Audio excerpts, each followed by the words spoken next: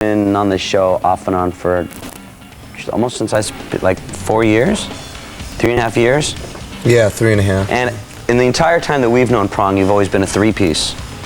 And now things have changed. I think essentially it's still a three-piece, but we've added a little more texture with the guy live playing samples and doing the things that Ted used to do behind the drum kit.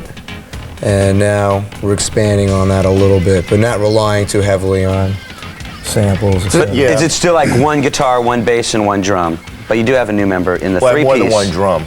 I have a set of drums. Oh, see, that was it. So it's like a 20-piece. Well, yeah, basically. Mm-hmm. But you also added a new person to the three-piece, in a sense, right?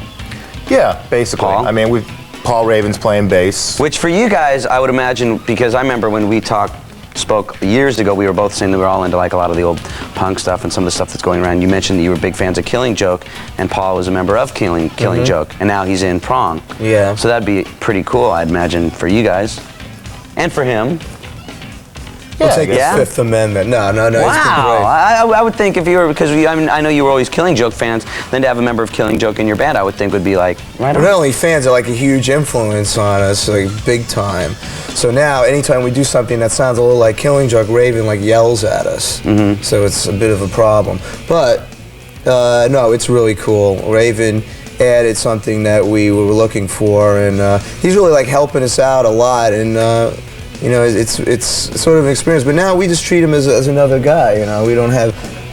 We're above that whole thing. You know, idol worshiping. Okay, we're gonna play a little bit of Snap Your Fingers, Snap Your Neck, I believe the fun little ditty is called. Then we're gonna come back and speak more with Prong.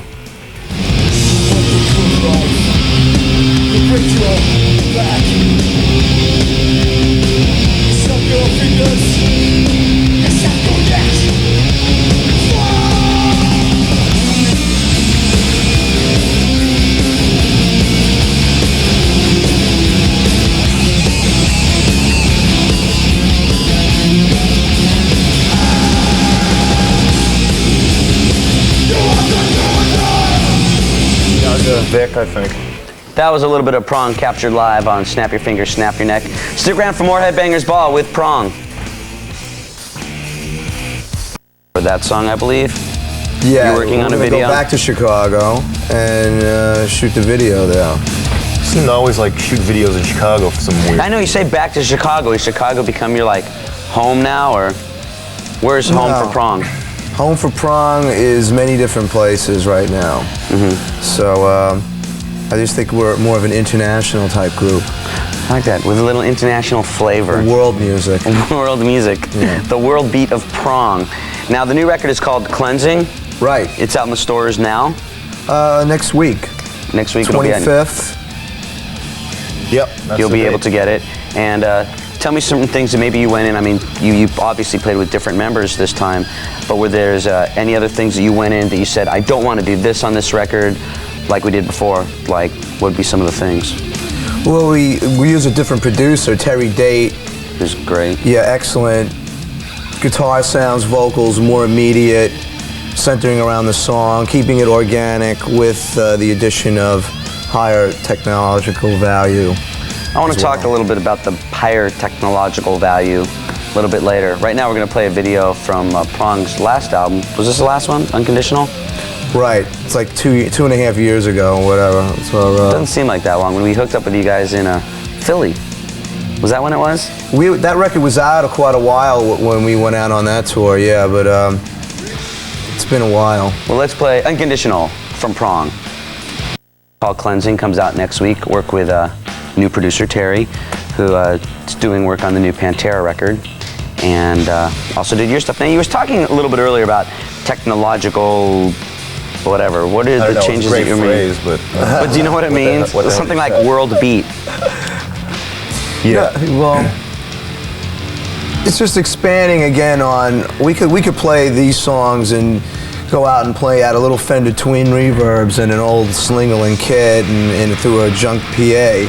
But on the record, we wanted to have that element of that organic nature, plus with John Bechtel, who was played with Murder Inc., just some more atmosphere, texture, done through samples, but Now, for again, people, I mean, most people, especially in the rap community, know what sampling's all about, but we don't hear about sampling too much in the hard rock, genre. So tell everybody what sampling. well, digitally, you can actually take a piece of something that existed beforehand, something sonically, and actually trigger it through a keyboard or a drum or what have you through a sampling device. And that's what we've been doing for quite a while, and guitar parts included. And Do you take pieces from other songs and? not necessarily. We try to keep away from doing that. We've actually sampled a lot of my own guitar parts at rehearsal or put onto tape, etc. And John uses things that I've done. Instead of having another guitar player actually play it, he's using it as having a doubling of Tommy's guitar parts. Cool. Well, we're going to come back Feedback is a good, etc. We'll come back in, we'll talk more with Prong, but right now let's play a video from a band that doesn't like to keep their personal feelings inside on how they feel on certain issues. They like to tell you about it. Here is Rage Against the Machine. Big Anniversary, which is like a legendary club in New York City. And you guys are going to be part of the anniversary, right? Did you play there? You're going to be playing there?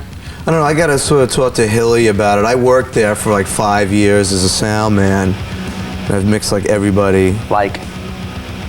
You name it, you're gonna have to do a process of elimination because there's just so many. A lot of history to that club. Yeah, and we were scheduled to play there, and there was an illness, so we couldn't do it, but we're gonna go back and do it. And if Hilly, you hear this, be more than happy, grateful to be part of the whole celebration. Now, you've also been on the road with everybody from Ozzy to Bad Brains and Voivod. I mean, the list goes on of bands that you've toured with. Do you ever see certain things from certain bands that you kind of remember, like, or maybe just even things about being on the road that you've learned from, like, being out with somebody like Ozzy?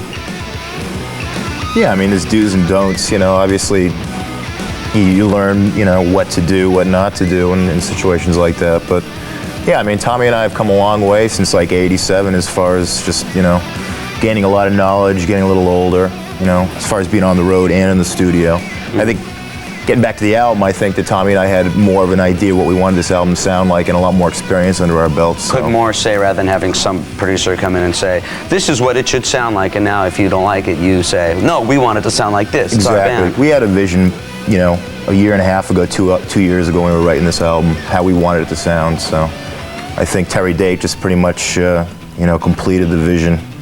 Very cool. Now, when is Prong going to be out on the road? Real soon. We're starting the 23rd in Oklahoma City, opening for White Zombie along with The Obsessed, and real excited about this. I mean, Zombie, we've had our history of the band have sort of been along with them, so hopefully we could rise the way they have, but that's wishful thinking. Well, we actually opened up for them a long time ago at CB's during a festival, so it's amazing how things come around in cycles. See that? We'll be back with more Headbangers Ball, so stick around. Nobody's seen this for 100 years.